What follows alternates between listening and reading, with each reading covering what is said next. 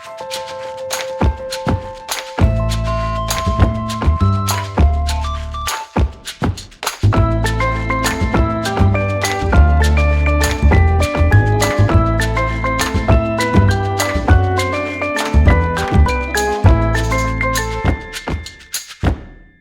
Adam. Hey, Vanessa. And hey, everybody who's listening to Uncertain Things. Oh, yes, Uncertain Things. This is maybe the first episode where we actually mention the name of this podcast. So pro. Well, today we have Adam Neely, a phenomenal musician, jazz bass player, music educator, and a fantastic YouTuber. He is our break, a little coffee break from politics, which we thought was overdue. Yeah, I definitely needed a break from all the political content for sure. So instead of debating the Georgia runoff or the recount, we are going to talk about music as language, which is going to open up a lot of personal gripes that I have with different schools of linguistics and cognitive science, with especially with he who must not be named, but who will be named within the podcast. Don't lie, you love him. You love your little Chomsky boy. I do not see. I love arguing with him in my mind, which in Adam world is something that you love. I guess so. So we'll be opening this up with Adam. We'll also talk about copyright in music and the way that corporations and big music conglomerates prey upon artists in the guise of protecting intellectual property. This is something that raises a lot of hateful feelings in me, and about which Adam has plenty to say. Mm-hmm. We also get some fun little tidbits about Katy Perry and Beyonce along the way, so that's fun. True. And we also Spoiler alert. We also get to talk about race because Adam just released a very interesting opinion piece on his channel about the relationship between Western music theory and race and racism. And white supremacy. It's a video that he got a lot of flack for, so we're going to unpack the whole controversy. And also make sure that you wear headphones when you listen to this, because Adam gives us a bunch of musical examples and explanations, which will probably sound better with your headset. Thank you, Adam, for not only talking with us, but literally playing along. Yes. So before we start, let me just nudge our listeners again to, if you haven't already, follow us on Uncertain Pod on all the socials. Make sure you subscribe to us on wherever you get your podcast and on uncertain.substack.com. And if you feel so inclined, so kindly, so generous in your heart, please give us a 5-star rating on Apple Music, because that is the lifeblood of podcasting, and we could use some of that lifeblood, some of that precious lifeblood. Also, I'd love to know if people like this, because it's a little bit of a departure for us, but we're down for it. We're down to go into the world of music, of art, of maybe science, and kind of broaden out. We've just been in a little bit of a eye of the political storm for a while, as has the nation. But if people are into this, like branching out, tell us. It was originally our intention to discuss culture and the human condition in this broader way. It's just the reality of the November elections kind of tunneled us into the political, but we're definitely into finding more of these conversations. And yes, and generally, please send us messages. Let us know what you think, friendly. And we will heartily argue with you about it. Adam will. He loves that. I'll just send you a smiley face emoji. I'll be on my way. And with that, to Adam Neely. Well, your face isn't even there at all, Adam. I don't know if that's intentional, but yes, you're just a little cartoon with a scarf. I'm just hiding all the alcohol that I'm drinking right now. Adam, thank you for joining us. Nice. How's it going, guys? Pretty good. 1 p.m. on a Wednesday. Dom's already drinking. Excellent.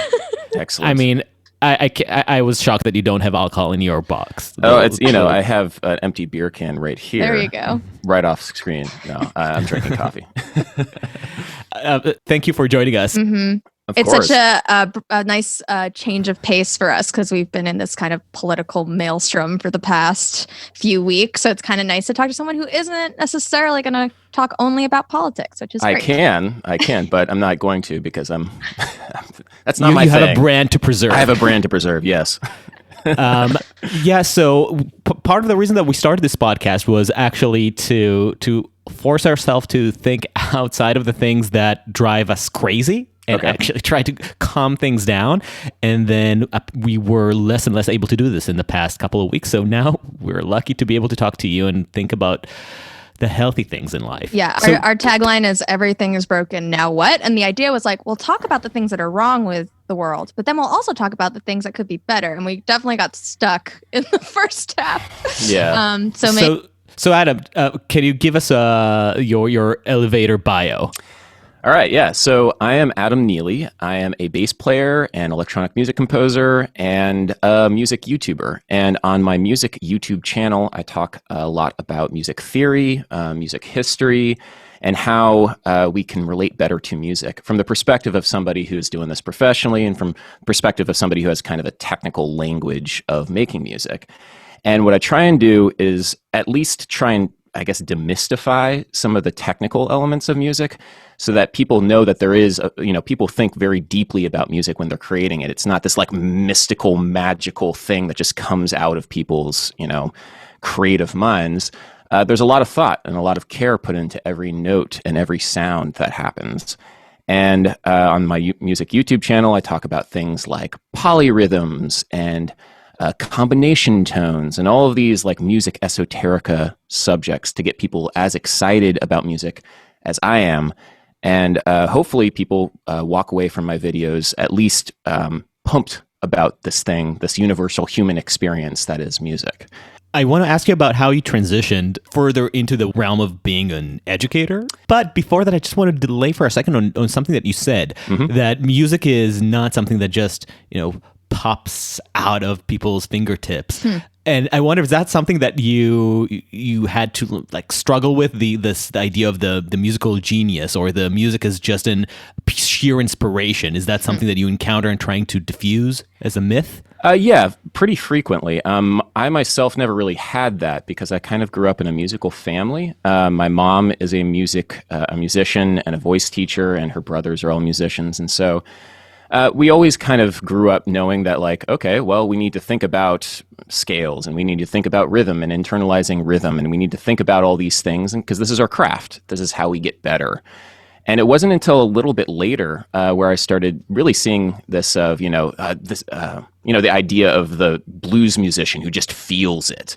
And there is definitely a degree of that with great musicians. They are definitely working on a higher intuitive level, but they practiced and they really thought very carefully about every single detail of their craft as they were working on it. And so when I was making my YouTube channel, when I was getting very deep in the weeds and things about, music theory stuff, I definitely started seeing comments about people saying, oh, you're overcomplicating it, you're overthinking it. And I thought that was rather strange because, from the perspective of a musician, I was like, well, how the hell else are you supposed to teach people and communicate information, communicate this language, this craft that we have? And that was an interesting experience for sure, to see this kind of mystical thing around music still very much alive in the world. And I kind of want to do my bit in, I guess, to dispel that.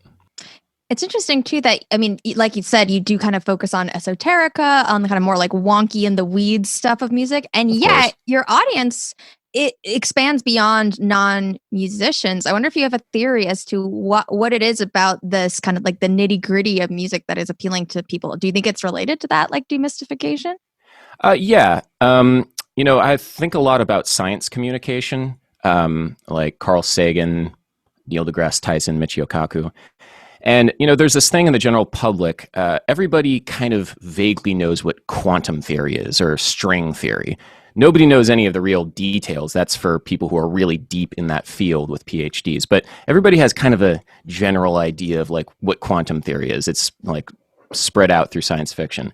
And I feel like it's kind of the same thing with some of the subjects that I talk about, some of this esoterica. And the reason why is people are just interested. They're hungry for, some kind of in, I guess, on some of the more weird music theory things.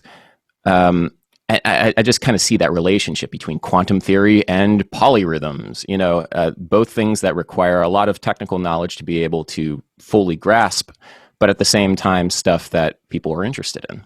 Is part of it the being able to read the music more richly or pay attention to more of the esoterica that you're introducing people into? Is that also, you think, translating into the way that they're able to listen to it for fun?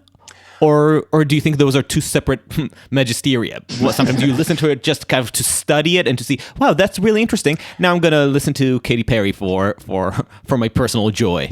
Well, okay. I mean, there's different ways of listening. And that is something that I feel like people are getting from my videos. And it's something that I really try and communicate with my education, and something that I try for myself too, listening to music on multiple levels. You can listen to music with your body and being aware of how the music makes your body move. That's a very valuable and very important way of listening to music and understanding music.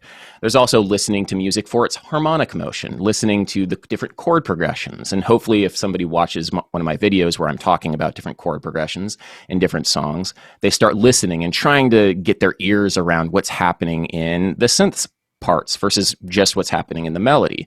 And then you can listen to music for the lyrics and listening for the story being told through the vocalist and through the singer. And that's a way that a lot of people relate to music, because that's a very, I guess, straightforward way of understanding music, because you can relate to the storytelling and the lyrics. But there are different kinds of storytelling that go on in music very frequently.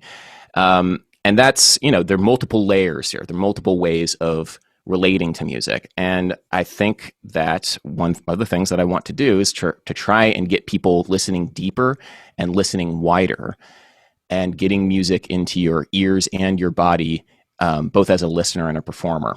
So I'd kind of like to hear a personal example of how you're going through those, or have developed those different types of listening to music, and how you are able to listen to things that, an average listener would be completely perplexed by. What the hell? Like, the sort of music that gets people thinking, what the hell am I supposed to make of this? Okay, so to give a little bit of context, my mom was a contemporary classical soprano in the 1980s, and she worked with some contemporary classical composers like John Cage. And so I always experienced some very strange atonal music in the house growing up, alongside the Beatles, which my dad made sure that I got that side of my music education. So my relationship to music throughout my life has been very much, I don't want to say eclectic, but I have different modes of listening, different modes of relating to music. And I don't like the idea that the average person can't relate to music that's complicated and dissonant and weird, because there is a way that people do that, and that's through film scores. People relate to very tense sounds and very weird dissonant sounds through film all the time, because there's a story being told on screen.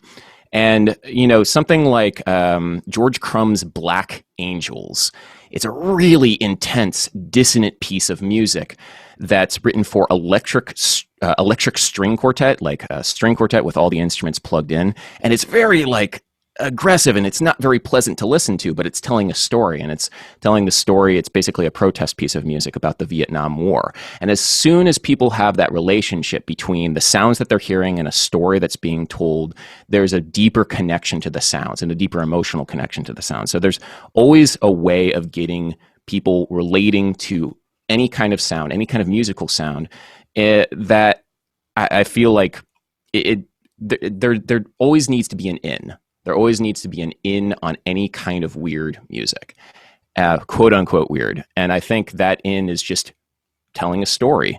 And people always were going to be able to listen to, like, for example, the film scores of Bernard Herrmann are really intense, really dissonant, sometimes 12-tone, atonal pieces of symphonic music, but they work brilliantly in the context of films. And I think that's the connection there. Everybody needs to have some kind of in. Yeah. I think you bring this up in some of your videos too, that this idea of context being incredibly important, like the Oh, way yeah. that you're receiving music. And I've been thinking about this, like in pandemic times, where the ability to listen to music live in this kind of more communal way is so diminished. I'm wondering if you're thinking about like what is the role of music at this moment in history, which is very, very fraught, and especially in the US, we feel like particularly divided amongst ourselves. Yeah, well, there's different ways of listening to music. There's recorded music, which hasn't changed at all, and in the time of coronavirus. And recorded music is how people think about music these days, and they are going to more and more. And live music becomes more and more of this niche thing. Like, oh, you're creating a recording live? How weird! How strange! But so, I mean, there's always going to be avenues for musicians and music lovers and consumers of music to consume recorded music. But live music is, it's, I don't want to be too, I don't know, like dark on this. That's the term that a lot of musicians use, to get dark on something. But yeah, I don't want to get too dark on it. But live music is dying very quickly. And it just requires a different shift, a perspective shift on what music is for the musician and for the music consumer. And it's recorded music, which is great. And there's so many different kinds of ways of relating to that. But it's just it's a perspective shift. We're in a very different time now than we were 8 months ago. Do you think it can still connect us even when it's recorded? Are you talking about like a live event where people are like listening together, or? Well, I guess like when I think about like the power of music and the way that it can connect to people, I generally think of live, because I'm thinking of that experience in the crowd, the interaction, musician, person, participant. But now when I feel like with that diminishing so much, I wonder to what extent music still has the power to connect us. Oh, wow. Who needs music when you have political rallies for that now? Yeah, you can just go there. And people are playing music at political rallies, both sides.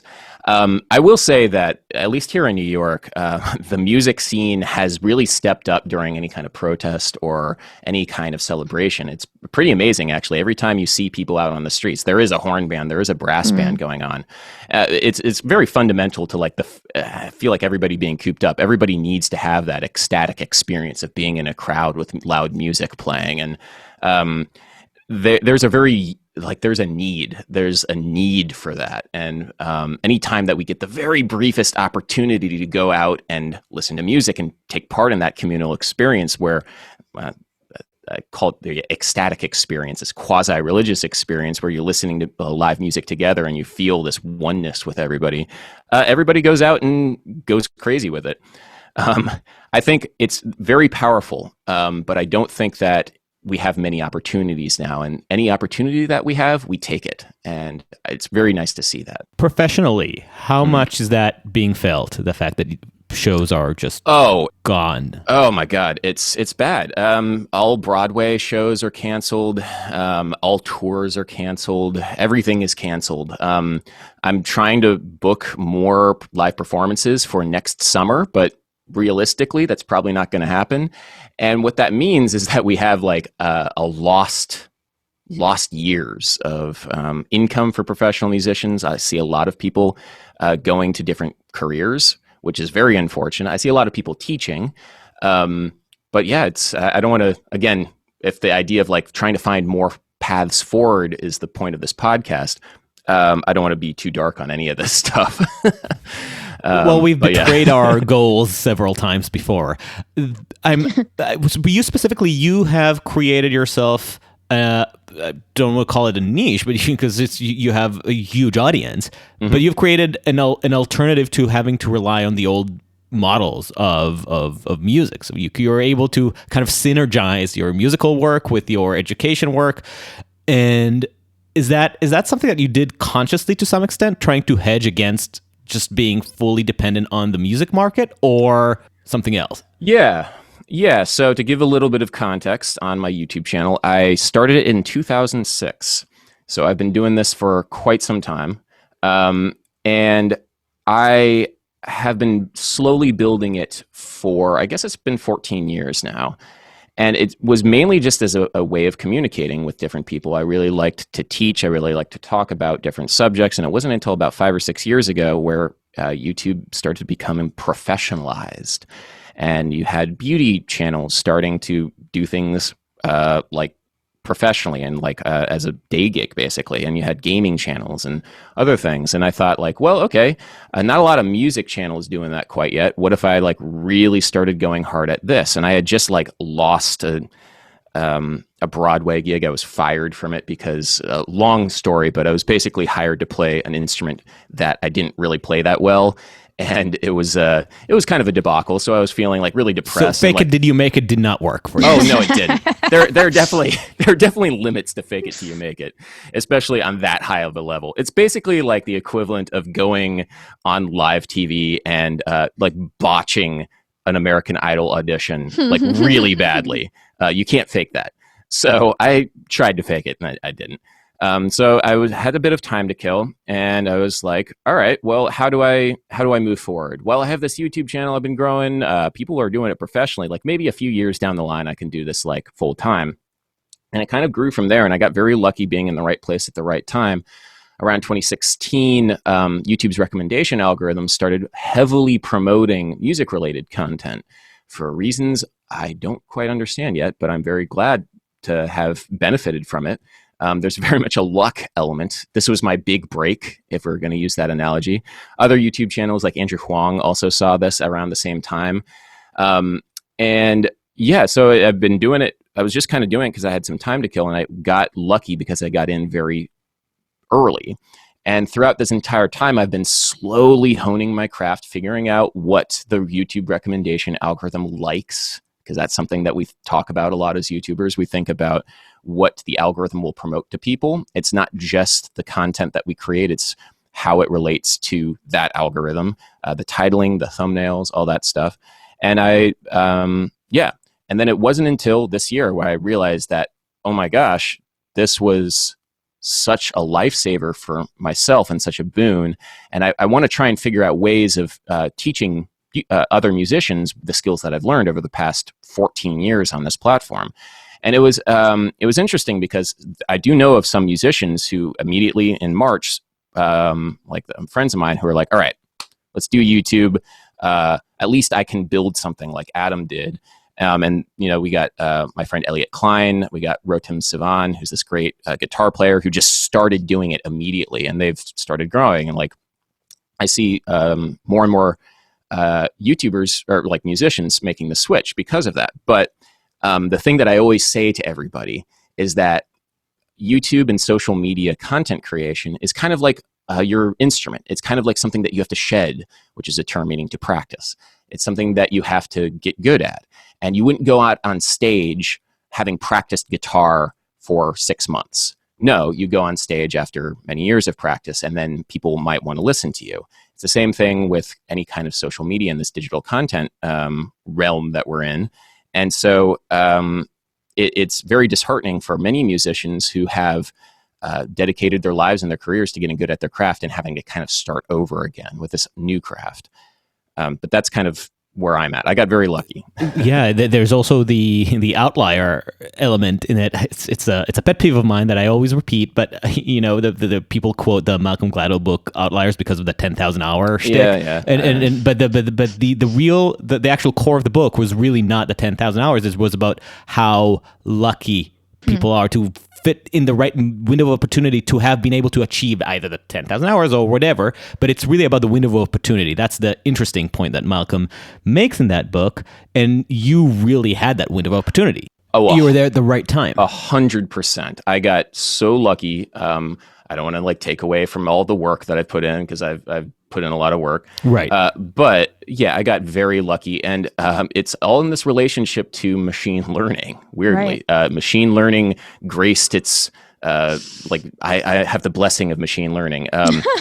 Well, it's weird. Like when YouTubers get together, they talk about the algorithm as this inscrutable force, like it's an old god, like it's something that we pray to. We give thanks to the algorithm. What does the algorithm want this time?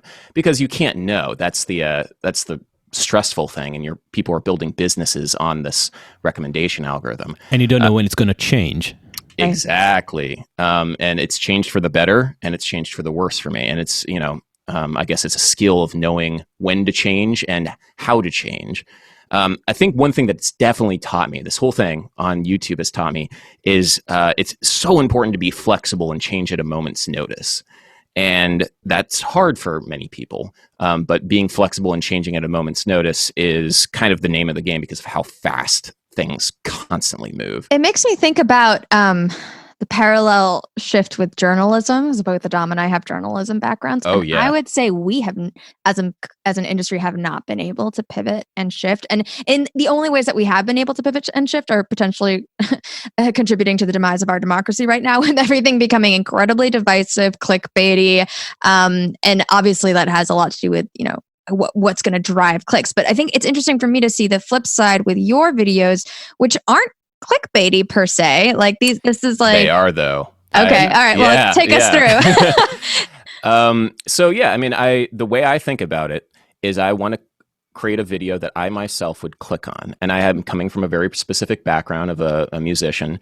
And I do have clickbaity titles, but they're clickbaity in different ways. And every niche has a different kind of clickbait. Every niche has a different kind of language. And journalism is definitely a niche that has a language that's very specific to the clickbait. But then music theory videos have another form of clickbait. And then gaming videos have another form of clickbait. It's a language of getting people engaged. So I do engage in, for example, there's something called anti-clickbait that I do that's meant to try and get you to click something.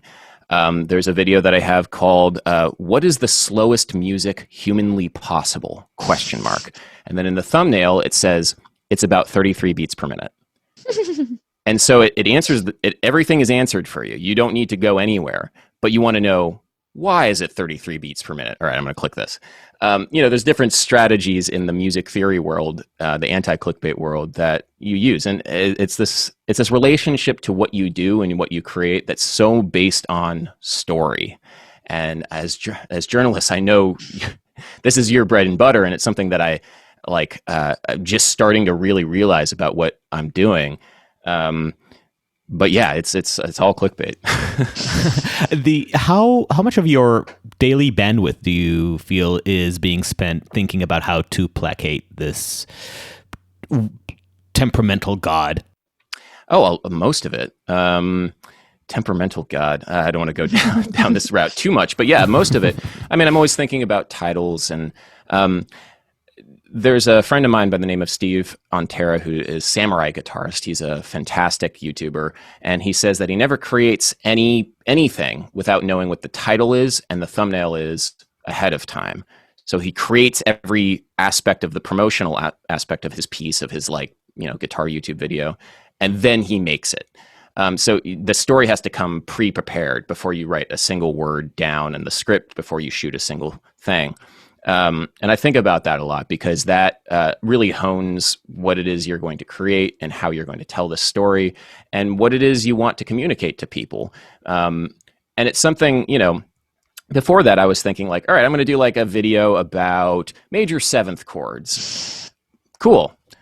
Where's the story in major seventh chords? Okay, well then you start thinking about all right, this secret chord in this one song is the secret to its song, it's the song's success. And then okay, well that's a very narrow, that might be clickbait, but that isn't a very interesting story to me. Maybe I can think about all right, well this is the ancient Greek tome which referenced major seventh chords. Okay, that's an interesting take maybe, but I'm not sure if it's actually true. And I start thinking about all these things because I do want to tell an interesting story that's true and nobody else has told before, and it just gets in my head, and then it's just weeks and weeks of that, of major seventh chords, and then I just can't get the sound of a major seventh chord out of my head, and then start looking for it everywhere. It's like the number 23, the Jim Carrey movie. Is there a part of you that not necessarily resents, but is frustrated with the amount of time that you have to be in this packaging game? Or is that just second nature to you now? It's frustrating, and it is kind of second nature to me. There's this amazing YouTuber, musician, guitarist by the name of Ben Levin, who makes incredible art. He does Blender animations, and he does, I don't even really know how to describe his YouTube videos, but they're a weird combination of art and education, and it's a psychedelic experience and he's able to create these incredible visuals that go with his music. But he then has to like clickbait this stuff. It's stuff that would honestly, you know, in an ideal world, you know, you just title it Bacon or something, and then it's just, you know, has no relationship whatsoever to the algorithm, but he makes this crazy video about bacon. But there is no story being told. So he has to think about titles that accurately reflect the art that he's creating, as well as feed the algorithm. And one of the best examples of this is he made a video called Music Theory to Describe God's Absence. And it's like, whoa, what the hell is this? And it's just a very beautiful piece about, like, artistic piece about his relationship to music and his relationship to YouTube. And it's a very abstract, and there's not a lot of education in it, but it's something that like perfectly balanced the relationship of the art that he was trying to create and the clickbait that he was trying to create. So there's this weird kind of relationship that you always have to balance the two if you're going to try and get people to watch what it is that you do. And I thought that one video from Ben was like the perfect balance of everything. Do you have a video that you've made that you feel like struck for you the right balance of story and art? Yeah. I don't do anything as artistic as Ben, but you know, things like the worst jazz solo of all time. I made this little documentary about what it means to be bad, and also about one-note solos and the history of one-note solos.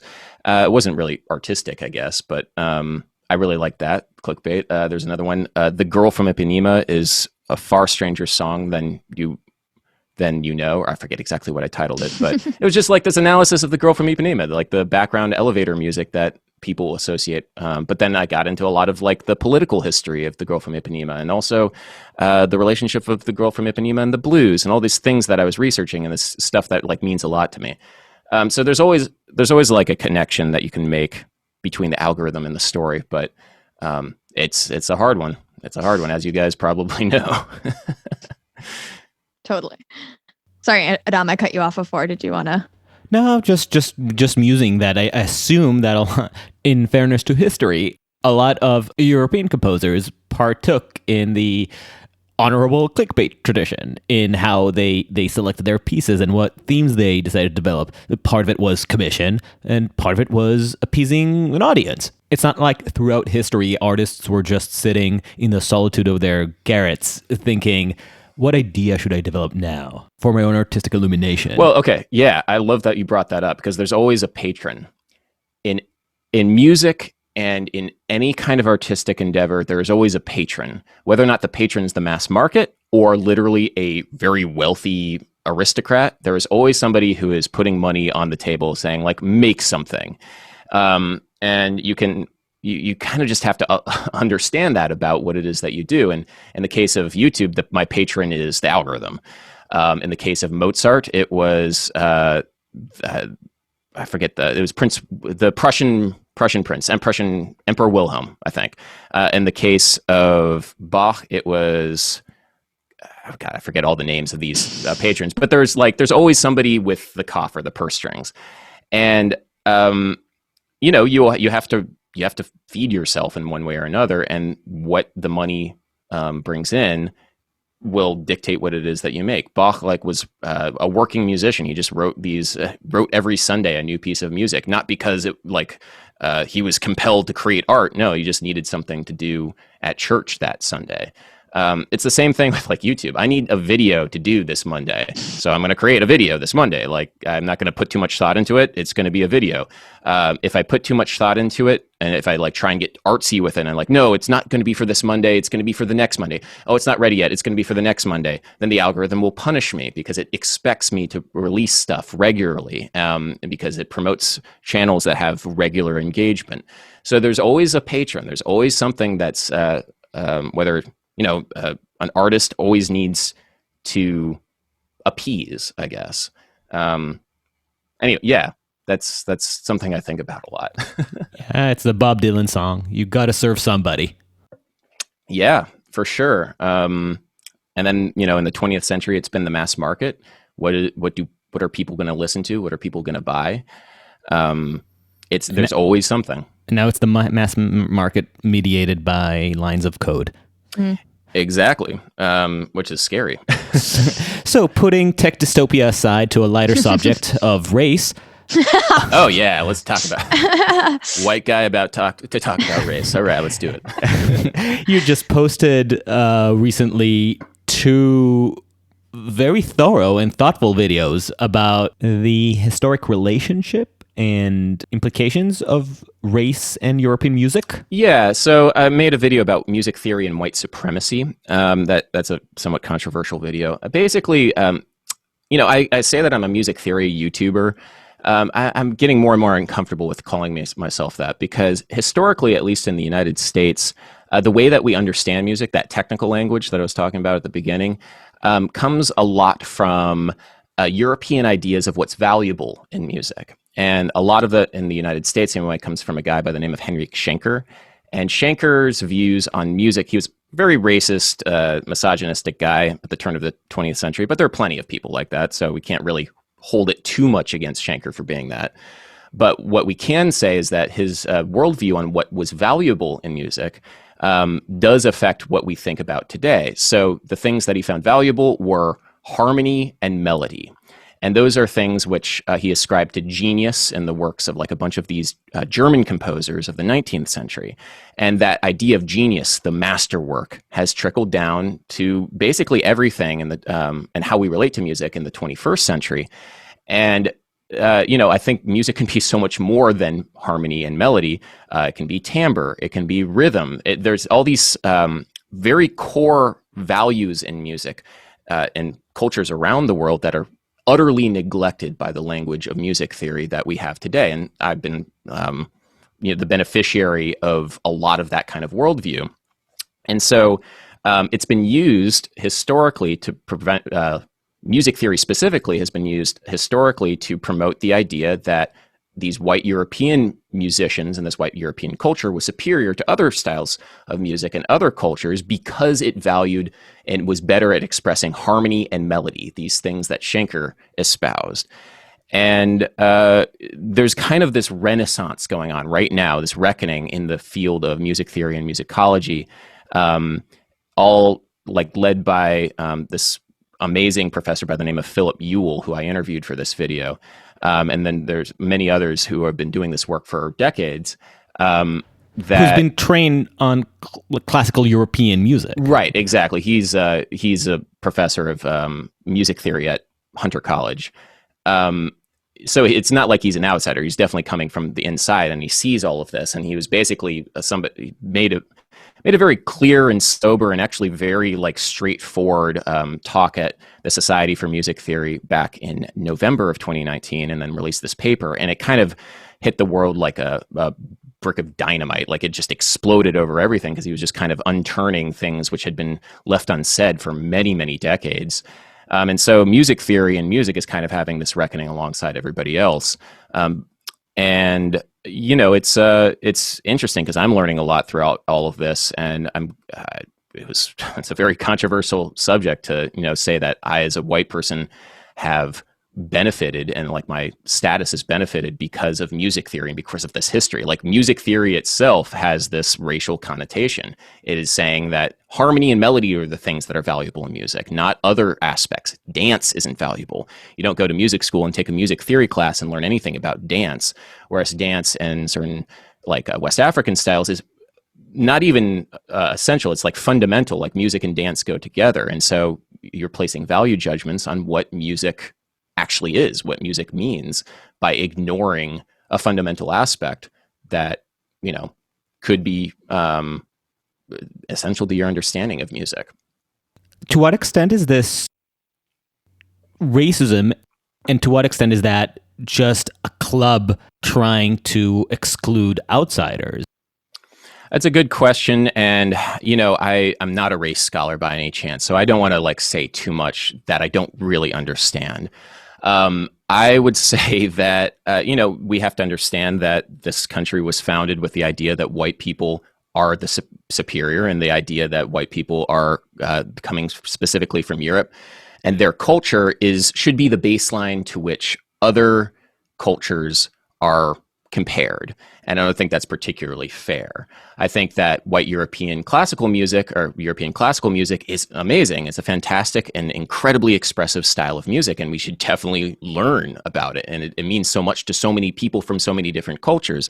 Bach and Beethoven and Mozart are fantastic musicians, and I personally have gotten a lot from the music of Bach. But that doesn't mean that we need to compare Bach to the music of Fela Kuti or anybody else, really. Like, these are different styles. These are different modes of expressions from different cultures. And just because, James Brown doesn't use the language of Bach, or I don't know, literally, like John Coltrane doesn't use the language of Bach and late John Coltrane, that doesn't mean that he isn't, we can't understand the music. And music theory is organized in this technical language that certain styles of music benefit from this higher order, or like a more complicated, developed language of music theory than others. You said that the video was controversial. Yes. What kind of backlash did you receive? Well, and also, like, were you afraid to do it in the first place? Oh, yeah. Oh, yeah, of course. And I don't want to like center myself on any of this stuff. I just was I organized the video around Philip Ewell. He is the person I was borrowing very heavily from. I took most of the video and what I was saying from his paper and the interview. Yeah, I mean, there was a lot of backlash. People don't like to hear that. People don't like to hear that, there is this racial undertone to music theory. And, I got many YouTube videos popping up just like raging against me and making like very bad faith straw man arguments against me. And I have to be very careful to not say too much, or not to say, I don't know, the wrong thing. One thing that I will say is that I kind of don't want to center myself around this discussion, because this isn't my bag. I was honestly thinking of myself as like a journalist, somebody who's reporting on this and trying to use the language of YouTube to communicate some of these ideas. But yeah, there's huge backlash, like crazy. It's ongoing. I try to ignore it. I don't read the comments. I want to be clear that our interest in asking you this is not as somebody who's staking his own position, but exactly as a journalist who was covering a story and got a backlash for it. It's something that we can very much relate to, and it's just highlighting that some difficulty in the environment. It was kind of an opinion piece, yeah, yeah. It's intertwined though, because like I am Adam Neely. The business, the brand, the musician, the journalist, if we're going to call myself that, like there's so much involved in the name Adam Neely.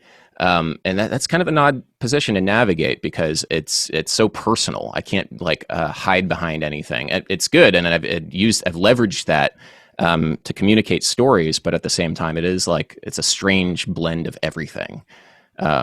So I take responsibility for it, and I have to take responsibility for a lot of the stuff that I said and say. But yeah.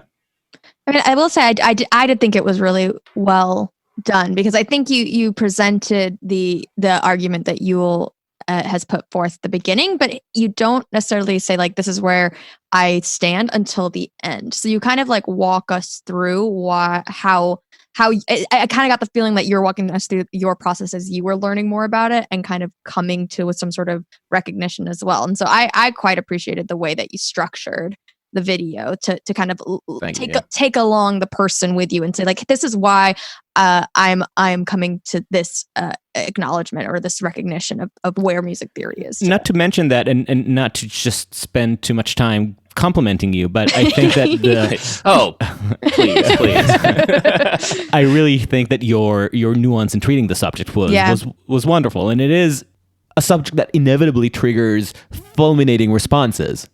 And you can say that 90% of responses to any hot button issue are unfair, but you really tread carefully, and you took 44 minutes to develop your argument with care and with understanding of why this is a complicated issue.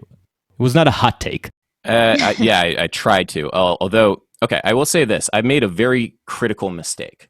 And the critical mistake was the original title of the piece was called Music Theory is Racist, because I knew it would drive clicks. And that was damaging, because it was it diluted the message. It turned it in too sensational for something that was, I felt, very important and very nuanced. And I'm used to going sensational on videos, but I'm not used to dealing with subjects which require such delicate discussion.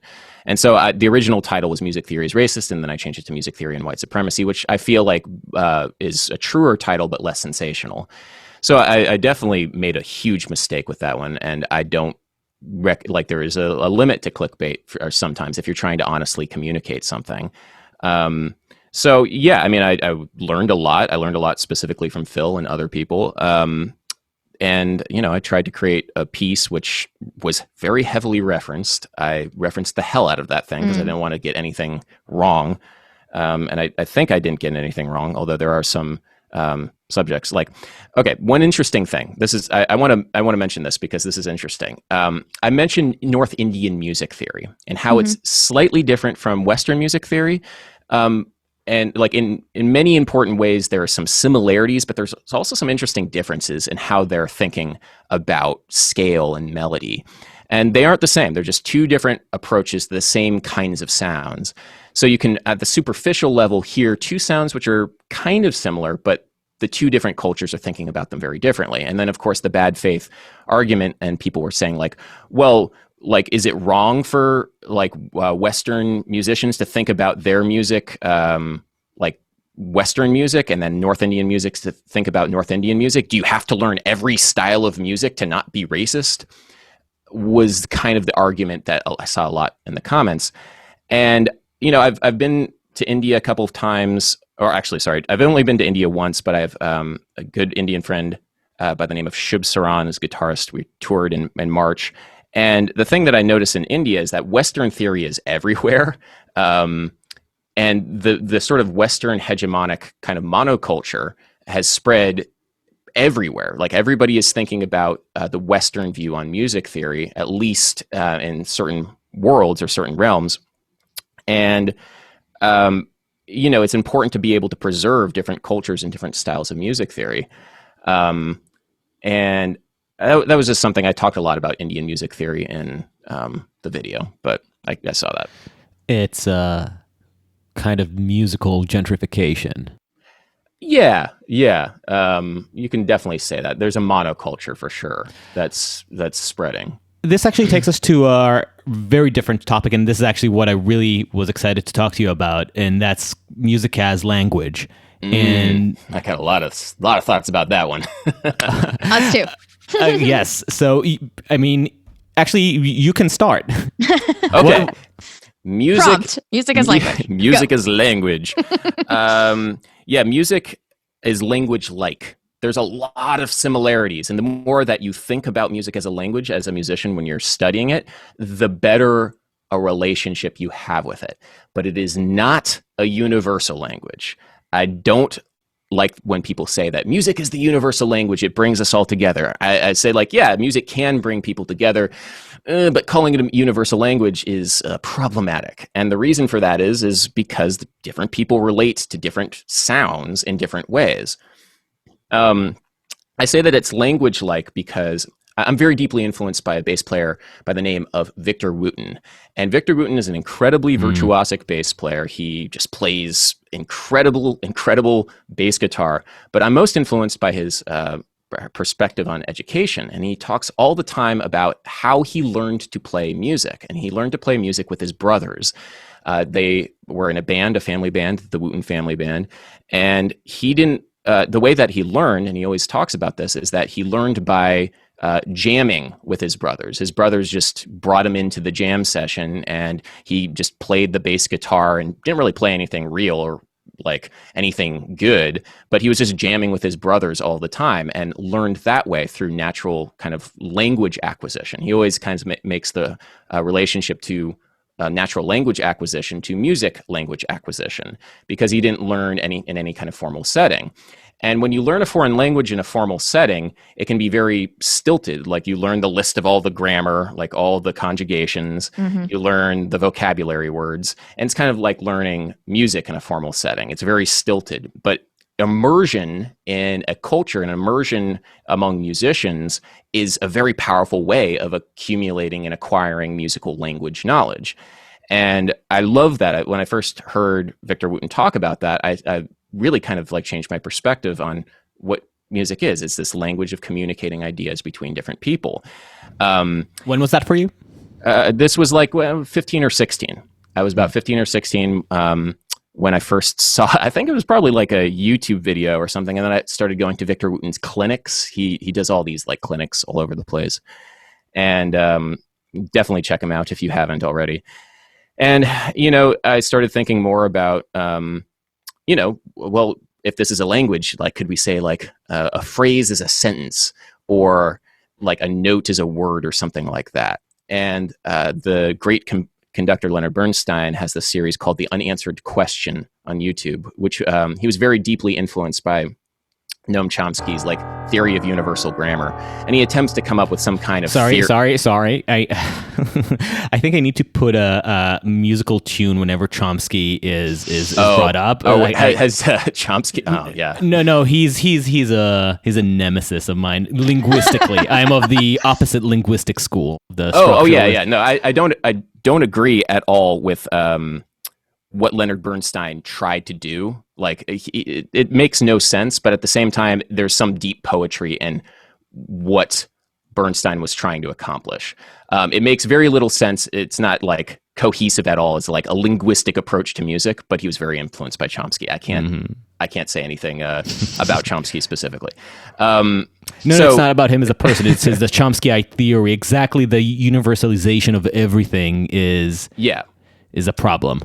Yeah, so I agree with that 100%, because that idea that everything can be reduced down to a universal theory of music it's a very hot button issue in certain realms. There was an article in Nature magazine which attempted to try and find and identify universals in music that are the same across every single culture.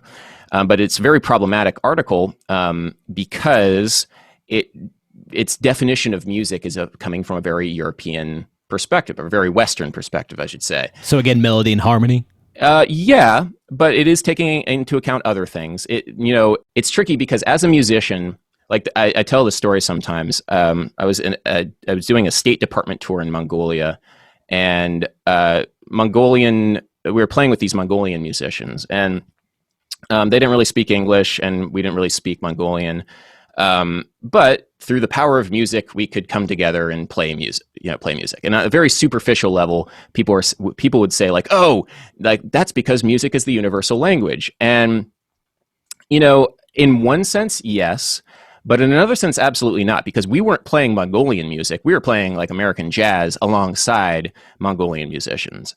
If we were to be playing Mongolian music, we would have to have a very deep understanding of the culture, where the music comes from, and the language in which they play, very deep understanding of that music. And that would take many, many years of study, the same way that learning Mongolian would, like, just because we are playing music together doesn't mean that we are playing the same music. I mean, even in the subdivisions, you can hear with the difference between big bands in New York and big bands in New Orleans. There are local subtleties. So obviously, when you're crossing the ocean, you're going to have different cultures and different traditions. Yeah, for sure. And everything is surface level when you say that music is the universal language. But when you get deeper, you realize, oh no, there is some very deep, like different relationships to notes. Can you give an example? Okay, yeah. So check this out. There in Mongolian music, there's this rhythm. We would call it the gallop rhythm. Dot, dicka, dot, dicka, dot, dicka, dot, dicka, dot, dicka, dot. It's like everywhere. And the idea is that it's meant to imitate the horses on the steppe. Like that's the traditional understanding of dot, dicka, dot, dicka, dot, dicka, dot. And American bluegrass also has that dot, dicka, don, dicka, don, dicka, don, dicka, don. So there's that very similar relationship, but they're coming from different cultural perspectives. And, in American bluegrass, you would never play that rhythm like on a wood block or something. That just makes no sense. It has to be on a guitar, and the way that you play a guitar is different with the pick, and the physical relationship to it, the chord progressions that you do in American bluegrass and some of the different kinds of articulation on the guitar have nothing to do with Mongolian music, which, there's this instrument called the morin kur, which is this 2-string horsehead fiddle, basically. And the way that you play it is you kind of apply pressure to the string, but the string doesn't actually go all the way into the fingerboard. And, just because you know da da da da da, and there might be some kind of similar cultural signifier between the two cultures, doesn't mean that you can play the Morin chord if you were an American bluegrass musician. That just makes no sense. There's like a very deep understanding and like deep language to the Morin chord that doesn't exist in the music of Earl Scruggs, and vice versa too. It just does not translate. There is no translation. It's a very surface level. You hear that rhythm and you're like, aha, universal language. I mean, it's like a false cognate. I feel like if we're going to go down the linguistic hole of two words which sound the same but don't really mean the same, I'm not sure if that's actually what it is. False translation across languages. But yeah. So I'm not a linguist. It's definitely interesting. I hadn't really thought about it this way. I mean, I'm thinking about when I learned a second language, and I had learned it in school first, and then went to a country where I was then immersed in it, and then had to acquire it. And the only way that I was going to learn was I had to make the mental decision that I was going to. I can curse on my podcast. Yes, I was going to fuck up a lot and not be afraid about making mistakes. And that was by far the only way I learned, because you can't translate the things that you've studied and memorized into kind of fluency and conversation until you just mess up so many times. And I realized that I would imagine many, many other people don't feel like they have that liberty to go into a room of musicians who know what the fuck they're doing and to try and mess up and kind of become fluent. I feel like that process is incredibly intimidating for non-musicians. And I mean, it's very obvious to anybody who's bilingual who can, when they're growing up, experiencing the world through different languages, and they can feel how colors are seen differently when they're read in different languages. You can see how it's not the same to say even door in two different languages. You feel something different. It has a different emotional texture. So obviously, it's the weight of culture.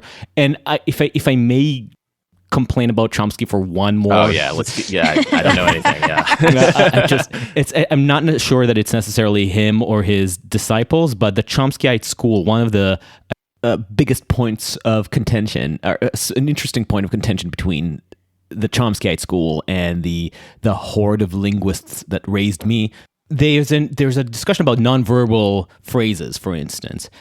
So in English, obviously, there has to be a verb. You have to say, the table is red. You have to say is. Now, the generative school, Chomsky's school, as they were searching for that universal language, they used English as their template, which led them to the assumption that no matter the language, a sentence must have a verb. So languages like Hebrew, which I can speak to, which don't require a verb, are just absurdly regarded as non-verbal verbal sentences. Basically, that the verb is there. It's just it's an invisible verb. It's like, no, there's just, you can say table red. It doesn't mean the table is red. It's a subtlety of thinking and construction that the quest for universal language doesn't allow for. I have something that will blow your guys' mind, or at least it blew mine. Okay, I'm going to play two notes on the piano. Just make sure that I can. You just slid it into view. I slid a piano into view. Aha! Piano ready at all times. All right, I'm going to play two notes. Just let me know if you can hear this. Mm-hmm. Yep. Okay, so I'm going to play two notes. Okay. I played one note that you would say is higher than the other note, and one note which was lower. This was higher. This is lower. That is a metaphor. There is nothing actually in the sound that is high and low. If we think about what sound and pitch is, it's how fast a note is vibrating versus how slow a note is vibrating. So you could say the first note was faster than the second one. The second note was slower. The first note was faster. It's in English, and it's actually many languages which say one is higher than the other. There's a high-low metaphor, but in some languages, it's a thin-fat metaphor. So I think it's Farsi and Zapotec, which is a native Mexican language. And what's fascinating about this, and I've talked to some people, some Persian people about this, is there's this thing called synesthesia, and synesthesia is kind of it's a cross-modal relationship between different senses. And I kind of have it. I have what's called grapheme color synesthesia, which means that different letters have different colors. I have like very strong innate color associations with things that aren't really colored. Like A is red. A is 100% red to me. There's no reason. It's not logical. It's just I know that A is red. C is yellow. I like 100% yellow. I always thought that A minor is red, but Oh, it's very red. Yeah, I definitely agree with you on that one. C minor is blue, though, but we'll that another time. No, it's kind of like a golden. Anyway, and that's the thing. It's like you get a bunch of synesthetes in the room, and they will argue and get very upset about it, knowing full well that it makes no sense whatsoever, but they will be very passionate. And I will die saying that C minor is golden. I mean, C is exactly the backdrop of your room, by the way. This is exactly C minor. No, not at all. This is not C. What are you talking about? But okay, so there's something that happens in the brain which makes these cross-modal associations. That's not fully understood, but we do that anyway with language and music. We say high and low. We know that's high, we know that's low, even though there is no physical space whatsoever. And it has nothing to do with the physics of it. One is just vibrating faster. It's not higher, it's not lower. We've just made that association. And in Farsi and Zapotec, it's thin fat, or like thin wide. And so what's interesting, and I've talked to a couple people with synesthesia who, like, there's advanced forms of synesthesia where you literally have what's called a photism, which is you kind of have some kind of literal visual representation of the sound in your, basically your field of vision. And it's very rare, but it sometimes occurs with people with perfect pitch and synesthesia. Anyway, English speakers who have synesthesia will literally see higher notes higher in their field of vision and lower notes lower in their field of vision. Farsi speakers with synesthesia will literally see a thin note and literally see a wide note. Wow. So there's such a crazy correlation in the brain between language and that metaphor and the physical representation of another sense. And, I'm not a Sapir-Whorf guy, but I think that in music, there's definitely this relationship between the different ways different languages literally hear, I shouldn't say languages, different speakers of different languages literally hear music because of the metaphors they use to describe music. So we have thin fat for pitch. Okay, here's another one. This is a major chord. Typically, we are told that this is a happy sound. This is a minor chord. Typically, we're told that this is a sad sound. This is a very strong correlation between emotion and sound that we have in English. Can you tell me what the, emotional reaction you have to this sound is? What is the emotional reaction to that? It's a wiggle. I'm wiggling. Wiggle. Okay, yeah.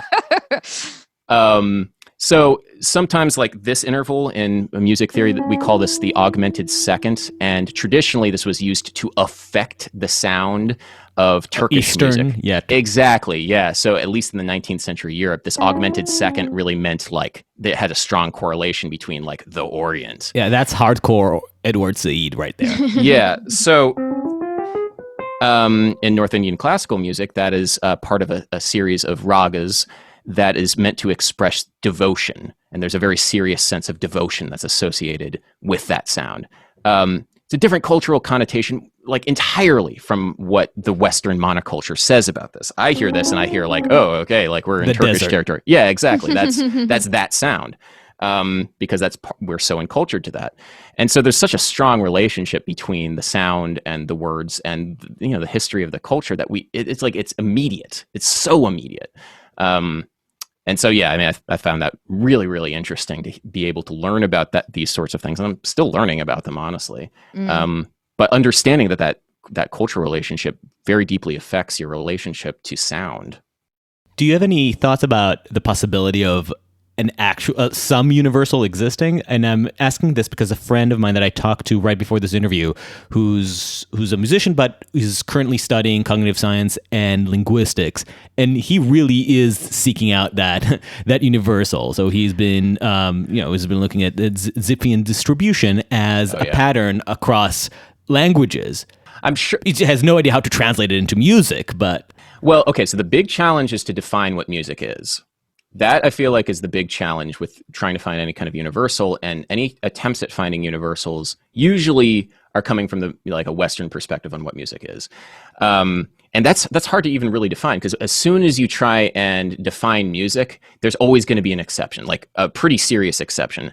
I feel like most attempts at defining music usually are organized sound over time, which equally applies to language. And then when you try and define, other higher orders of exactly what music is, it all falls apart very quickly, because you're always going to find some exception, and some very serious exception, to how different cultures define it.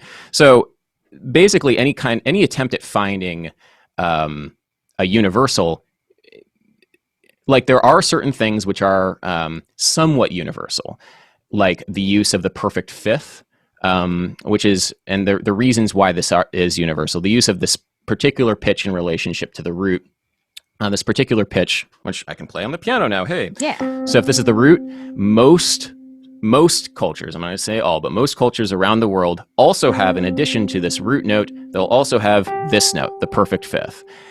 What, at least in the West, we'd call the perfect fifth. And the reason for that is because the perfect fifth is very strong in the harmonic series. It's a multiple of the fundamental. So if the fundamental pitch was vibrating at 100 times per second, 100 hertz, this isn't, I'm just saying if, the perfect fifth would be the one that's vibrating at 300 times per second. So it's a simple multiple of 100. So if we go 100, 200, which would be the octave, the fifth would be 300, which would be the third harmonic, and then the fourth harmonic, 400, would be the octave again, and then the fifth harmonic would be the major third. And so most cultures, not all, usually have those three notes, the root, the fifth, and the third, because they are very much baked into the nature of the sound itself. Nature of all sounds has this kind of harmonic resonance. You mean as the human ear perceives them? No, this is straight science. I mean, the human ear then picks this up, and whether or not we interpret it as musical sounds, that who knows. But this is literally the actual vibrations, the frequencies. Yeah. This is literally frequency. This is literally baked into sound. We can measure it. It doesn't need. So just multiples of a fundamental frequency. Those multiples then translate into different notes, and those different notes can be perceived by human ears. Whether or not they're incorporated into any kind of musical vocabulary, who knows. So there are some fundamentals like that, but beyond that, there's very little else that we can say, because dissonance itself, like this sound, we typically think of this as being a dissonant sound. There's a lot of clashing going on. But there's a recent study from a tribe in the Amazon, which didn't relate to dissonance the same way that we relate to dissonance in the West.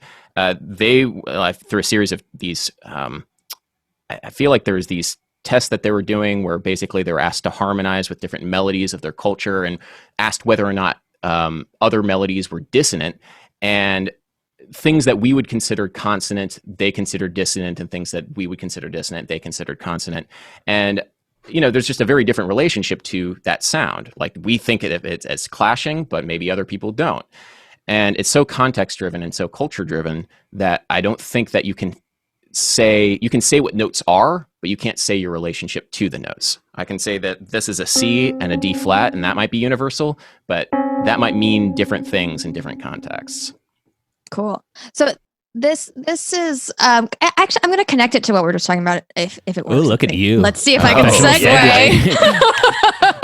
segue. So thinking about the ways that different cultures approach music clearly so differently, I know that you do a lot of videos on copyright, and I know that Adam is like a big nerd into law and the intersection of law and music, which often is copyright. But I'm curious if you've come across in your research, like, do other cultures think about this completely different? Are they also like as obsessed in trying to copyright music the way that we are in the West? Oh, absolutely not. Historically, this is a new one. Originally, copyright was designed to protect individual composers from basically being ripped off. And like at the turn of the 20th century, you could basically just it was sheet music sales. Basically, you could just print somebody else's song and sell it and make a lot of money. And then copyright laws for music slowly developed so that wouldn't happen. So this is all a modern thing. And in the past 5 to 10 years, it's gotten to some pretty ridiculous heights because people are trying to make as much money as they can using copyright law. And this idea of ownership over basic fundamental aspects of music, I like the fact that copyright law and intellectual property law was designed to protect people from being screwed over, but it's gotten to the point now where it's being used as a weapon, a cudgel to make people as much money as possible. Rather than people, it's not the little guy necessarily. Oh God, it's never the little guy. It very rarely is the little guy. So to anyone who's not necessarily as obsessed with copyright law and copyright trolls as I am, can you give an example? Well, the most recent one that I've talked about a lot was the Katy Perry lawsuit. This is like kind of an infamous one. There was this Christian rapper by the name of Flame who wrote this song that had nothing to do with Katy Perry's song Dark Horse. Like a different melody, different chord progression, different lyrics, different everything, basically. Different key. Like it had nothing to do, but there was one element in Flame's song that kind of sounded similar. And that was what we call an ostinato, which is this background melody. It's essentially, yeah, I can play it. So the background melody to Flame's song.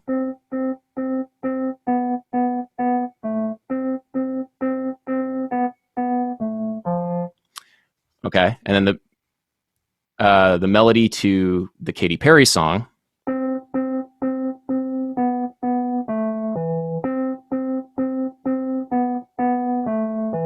So they're very similar. They're just all quarter note staccato, and they're in a minor key, descending down from the minor third. And is that in that scenario that you just did? That's in the same key, or like in the actual songs are in different keys? Yeah. So I intentionally made them sound as close to the same thing as possible. The actual examples are in different keys. They're played by different instruments. They do serve a similar function in terms of the harmonic texture, but the actual songs themselves are very different. And there's a huge lawsuit, and Flame won, basically saying, right. And let's emphasize that this is not the singing melody. This is not a lead melody. No. This is the chord progression, the melody. This is a background thing. This is like a little thing that you just kind of hear, like tucked in the background. And the thing that was so infuriating, I made a video about this, so infuriating, was you can find examples of similar sounding melodies all throughout history. And like the Bach violin sonata, Largo movement has a melody which sounds like this, which, is similar, like in terms of how it relates to everything. And I changed it from F minor to A minor, so it's sounding similar to Flame's song intentionally, because that's the kind of thing that like will get people on your side. But jurors will hear these melodies and think, oh yeah, they're the same thing. Clearly, Katy Perry stole that from Flame, and that's wrong. And from the perspective of a musician and somebody who borrows material, similar material, and molds material, this is how music happens. Like plagiarism is a serious thing, and it would suck if, Katy Perry intentionally ripped off the smaller rapper with the intent of taking Flame's idea and then making it her own, but it clearly wasn't, and it clearly was such a building block. This is like a building block. This is a very fundamental aspect of music: quarter note, staccato, ostinato. That didn't originate with Flame, and the way that copyright works is that it's saying that musical idea of a quarter note descending ostinato in a minor key originated with Christian rapper Flame. That was the genesis of this brilliant idea. In the beginning, all of music. There was Flame. it kind of exactly, and that's what copyright does. Is it says that this musical idea, this shared musical language of this particular style of music, this particular tradition of music, originates with one person who owns this intellectual property, and that's dark. That unfortunately, Yeah, unfortunately, that's been what copyright has done. Fortunately, they overturned that, thank God, because a judge saw it and was like, "This is stupid." But that has been the trend in recent years, and that is stifling and chilling for musicians, right? I know a few musicians who are working in LA right now, and they're signed by major labels.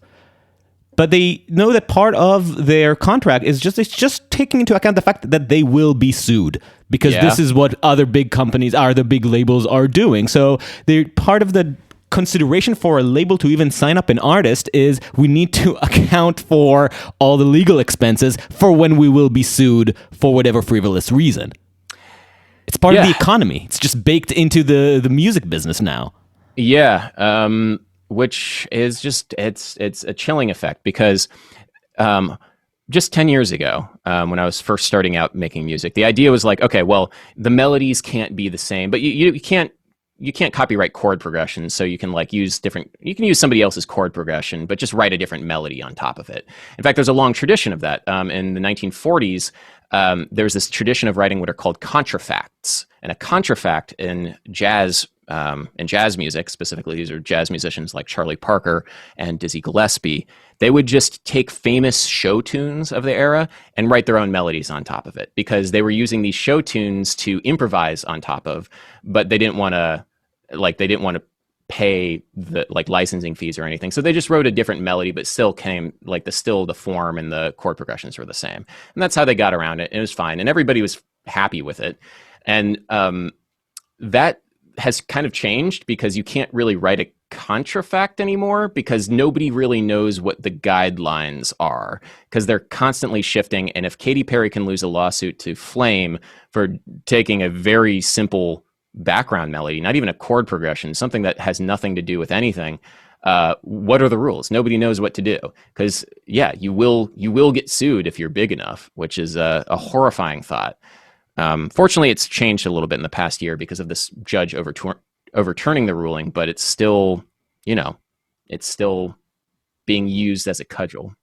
It's also interesting to think about where we go with this with tech too, because I feel like with people making music using, software or AI or whatever, the question of how much originality is really possible, or to what extent are we even trying to strive for originality, especially when you're just there's people are copying each other all the time, and it's almost easier to do it now.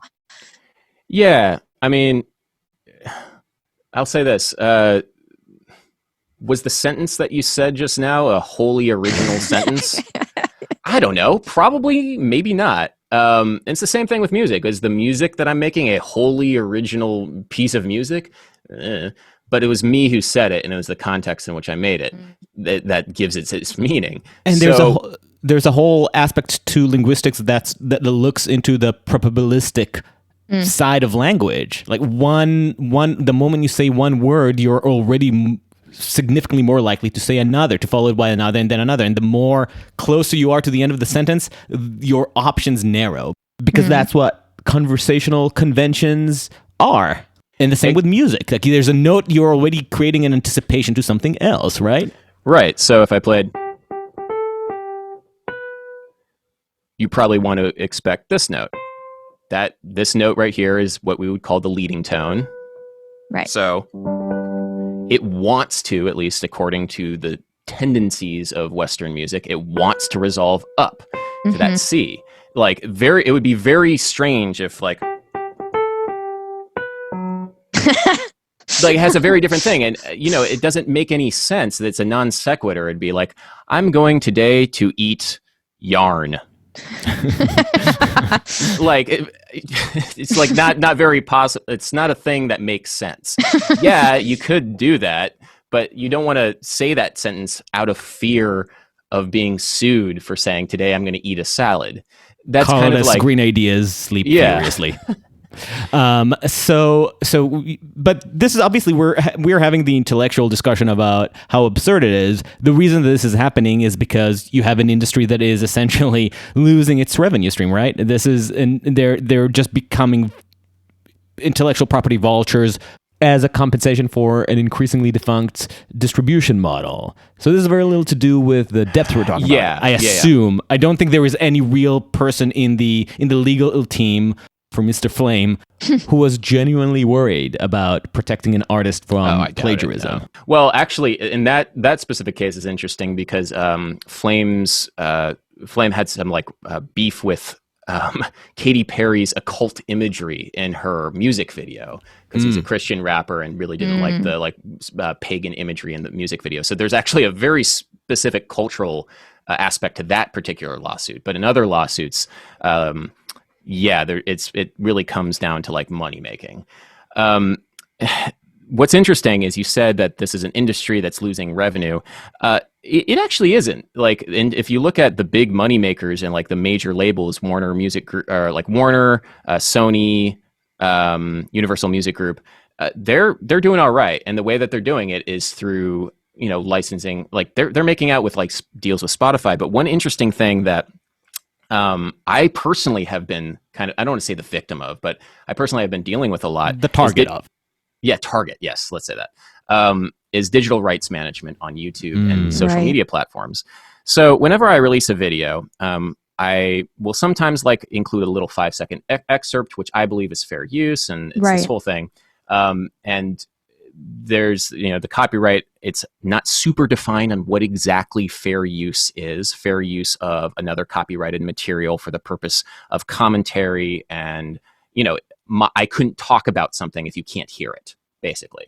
And so there's this ruling, at least in U.S. copyright law, where if you need to make some kind of commentary on a particular piece of copyrighted work, you can use a specific, very small sliver of it. It's not very clearly defined, but I believe what I do is fair use.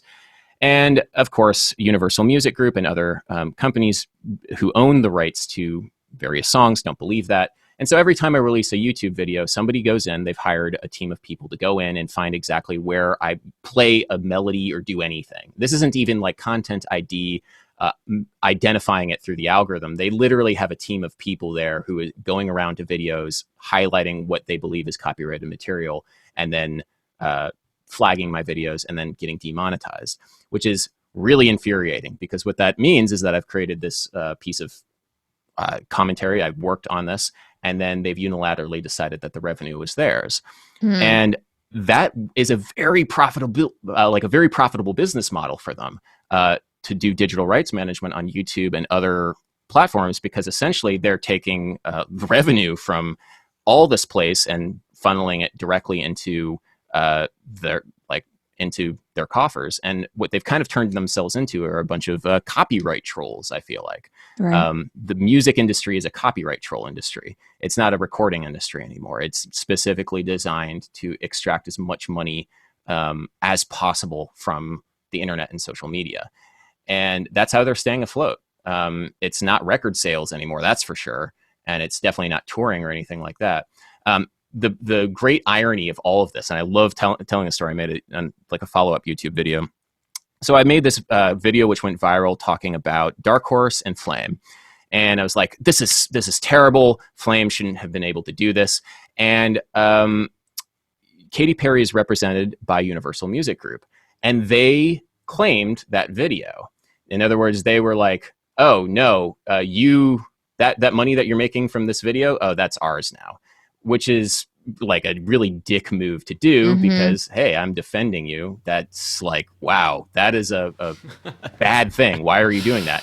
But the best irony of this, and this is fantastic, is they had somebody go into my video and try and find which one was Dark Horse. I was playing examples of all these different styles of music. I played Flames. I didn't play the audio. I did a recreation of it on my piano. I played Flames' song Joyful Noise. I played Dark Horse. And when you go in and you try and select which song is copyright and, was infringing the copyright, the person that went in didn't select Dark Horse. They selected Flames' Joyful Noise. So they were claiming the video for another song because they couldn't tell the difference between the two songs in my video talking about copyright and the relationship between You the should two have songs. just went double dick and submitted it as an amicus brief against I was Universal. thinking about it. I was so pissed about this because they truly don't care. They truly don't care because they realize that even if they lose that lawsuit, they're still going to end up making a lot more money extracting money from it, like TikTok and YouTube and Instagram and anything that can be monetized. They're going to try and get all that ad revenue. So right. Yeah. And even if the precedent still stood, it wouldn't be Katy Perry who'd suffer from it. Oh no, the like Katy Perry doesn't like. She's fine. Right. That's the thing is like my beef is never with major pop stars or they're living a very different world. Like Katy Perry is fine no matter what. This is not Katy Perry. Although I did have an interesting talking about copyright. I had a very interesting experience with Beyonce. Wow. Not specifically with Beyonce, but with her team. So I made a video analyzing Single Ladies, just going over like the song. I think it's kind of a cool song. It's kind of interesting, melodic and harmonic content. So I went through and I did this I did this bad MIDI interpretation of Single Ladies. And then that was claimed, and then I like fought the claim, and it was this whole thing. And then they issued a DMCA takedown for the video because they were like, no, we can't have this video on the internet. And so DMCA is do not monetize content or something. So a DMCA is the Digital Millennium Copyright Act, and it gives rights holders the ability to basically take down content if they feel like is infringing upon their copyright. This is the strongest tool for abuse. Yeah, so they can basically issue a DMCA takedown and basically say to YouTube, take this stuff off of the internet. Then I have the ability to issue a counter notification, which is like, nah, this goes on the internet. And then they basically have 10 days to sue me once I issue that. So these are legal documents which are flying around. And so I was like, no, this goes on the internet. Like this, I feel like, you could, if you want to sue me, but I feel like I have a pretty strong case that this is fair use. And YouTube did normally YouTube stays out of it because they have something called safe harbor. And safe harbor is very important for tech companies because they don't want to have any kind of legal basis on this. They don't want to be judging whether or not their stuff that's uploaded to their platform is infringing upon copyright because then they're on the hook of whether or not they can be sued. And so they have this thing called safe harbor, which means that they are never making any calls on what gets demonetized or taken down. It's all in the rights holder's hands. So I was issued a DMCA takedown for my little dumb video about Single Ladies. Then I issued a counter notification, but YouTube did something very, very strange, and they blocked my counter notification. And this caused a huge uproar because you're not supposed to be able to block counter notifications. You're blocking a legal document from being filed. And so I like tweeted about this. Legal YouTube was like, oh, wow, this is really bad. You should sue YouTube. I'm like, I'm not sure if I want to do that.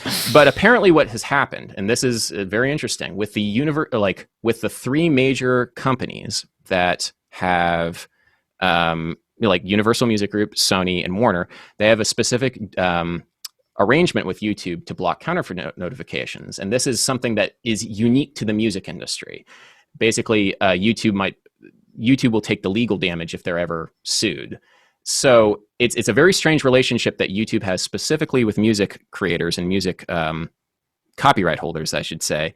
And so it took a bunch of wrangling for me to be able to file this counter notification. And eventually it went through, and eventually Beyonce didn't sue me.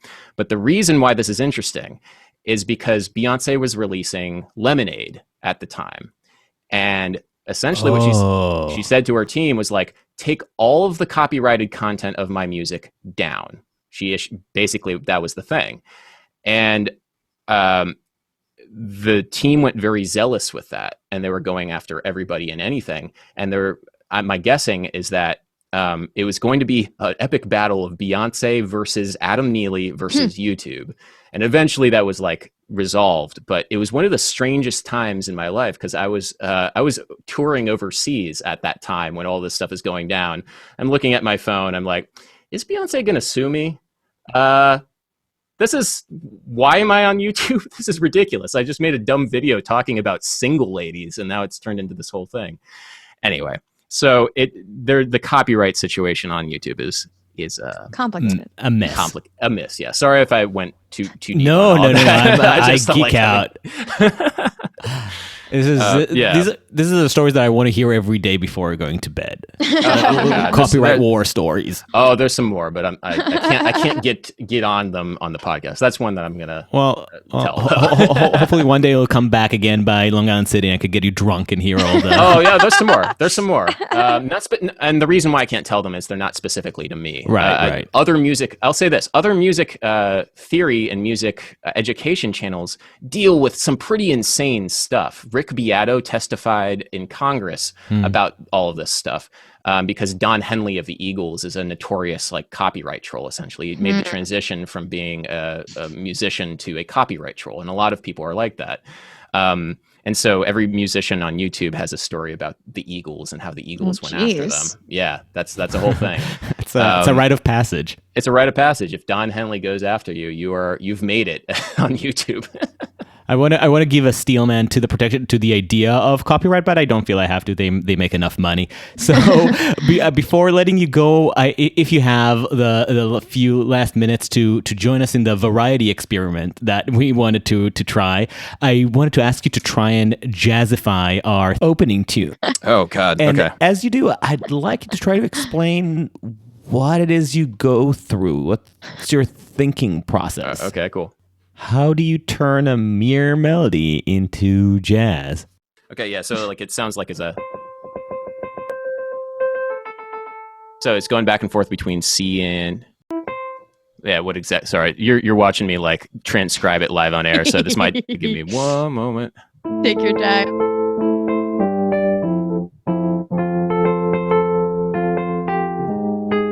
So it's already pretty, I don't want to say jazzy, but it's pretty, there's a lot of harmonic movement.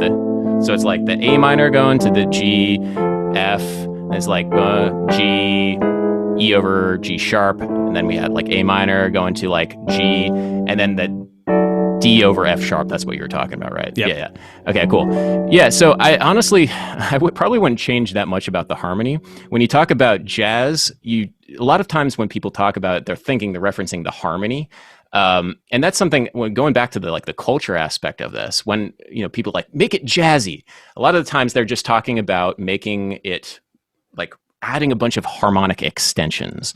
So if we had the first chord was an A minor, right? The first chord could be an A minor with the 9 in it, A minor with the G in it. You could be adding all these extra notes to it, but it still at its core, it's A minor. And honestly, I probably wouldn't change a whole lot about it. I might change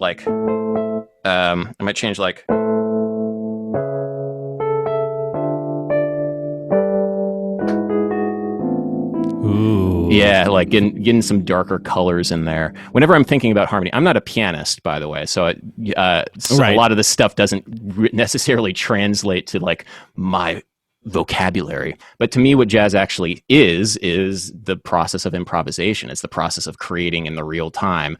And it's when people associate jazz, they think about the weird chords and things like that.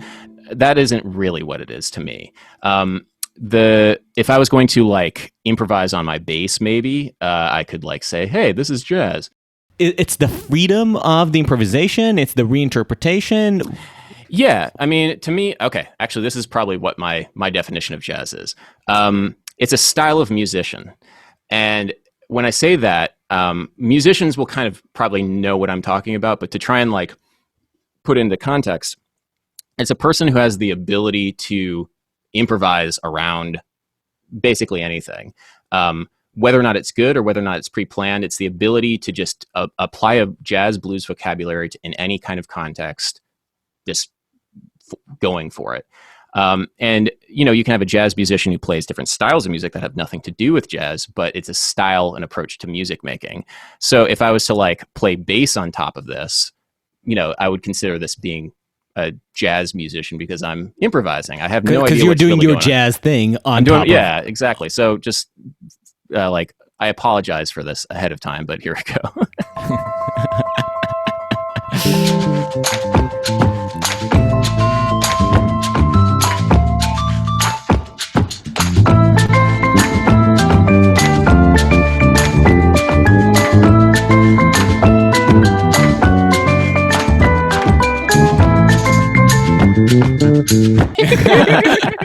All right. Amazing. Awesome. That's honestly, yeah. Thank you for playing This along. is great. Yeah, so I mean that feels much more like jazz music because I'm just noodling around, and anybody who has that perspective of like, all right, well, I'm applying different chords and chord sounds that I know from the tradition of jazz to a style of music that isn't jazz.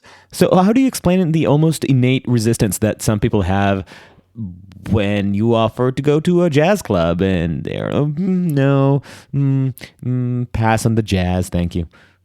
Well, people need an in, and a lot of times when I was saying that earlier, people always need some kind of context, and We're going full circle. Yeah, it's an instrumental music that for a lot of people doesn't have the same kind of emotional weight as lyrical music does, because it's harder to relate to if you don't have any. You don't know what people are doing. It just all sounds like noise. But one of the things that I think is very important when you're going to a jazz show is to know that jazz musicians are improvising off of a melody. We call it the head melody. And the head melody is the song. So, very often we have these things called jazz standards, and jazz musicians will improvise to old show tunes, which is a strange thing, but it's part of the canon. And, like My Favorite Things, that's an important. You mentioned John Coltrane earlier. So when you listen to a jazz band playing My Favorite Things, you might not hear the melody at all. You might not hear Julie Andrews singing. It was Julie Andrews, right? Yeah. Julie Andrews. You might not see that and like, how is this My Favorite Things? But if you're always keeping in the back of your mind like the melody, and if you sing the melody along with yourself to the jazz that's happening, you'll start to be able to hear that connection, because there's always this underlying current of the chord progression and the melody that musicians are improvising off of and recreating and distorting and vibing on. And so that's usually the end, is making sure that you listen to the melody alongside these musicians. Except that there is a point where for a lot of really great jazz musicians, I remember Al Di Meola's reinterpretation of, I think it was Greensleeves, and it taking the piece that you know very well, but constantly pushing it further into abstraction. Yeah, and I can see how this is partly of what creates people like, I really try to hear it, but I can't. Yeah, and there's different levels, like was it the Mondrian, like the different art, like he is turning it into this like right. distilling an image into its most abstract form, and you can't really see the tree anymore. It's just like, oh, that's a white square and a blue square and a red square. I don't see the tree. But having that context of knowing that that's what he was doing does help you like kind of get it. You always need an in. You always need some kind of thing that in the back of your head says like, oh, that's what's happening. So with late Coltrane, like he'll spend literally an hour improvising off of My Favorite Things, and it's in the stratosphere, and he's definitely reaching for something. You can like kind of hear and feel the sweat. At least in a lot of jazz, it's an embodied feeling, like a rhythm that definitely is the driving factor alongside the melody. And, it takes, like anything worth doing, it takes time to be able to really get into it. And also, not everybody grew up like listening to jazz. It's another language. There's tropes for sure. The trope that, of course, I'm very heavily associated with on my channel is this thing called the lick.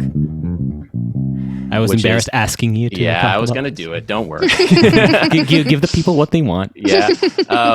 And so that's just like this little melodic fragment that has been used by many jazz musicians. And in the internet era, it's been turned into a meme that basically is like a signifier that you know what jazz is, or it's like it's an in-group thing. It's saying like, if you hear the lick, you know what's up. That's the lick. And it's a vocabulary, and it takes a while to like really get into. But I think that melody and rhythm are definitely the things that you can use to bring people in. Last question: what are you listening to right now? Tennyson. I just got into Tennyson, Tennnyson. I think they're great. It's like this electronic pop sort of duo. I should have been getting into them earlier. What else am I listening to? I don't. Yeah, that's probably it. I just re-listened to Jacqueline Dupre doing the Elgar Cello Concerto, which is one of my favorites. Do you have time to listen recreationally for inspiration for soul purposes? Yes and no.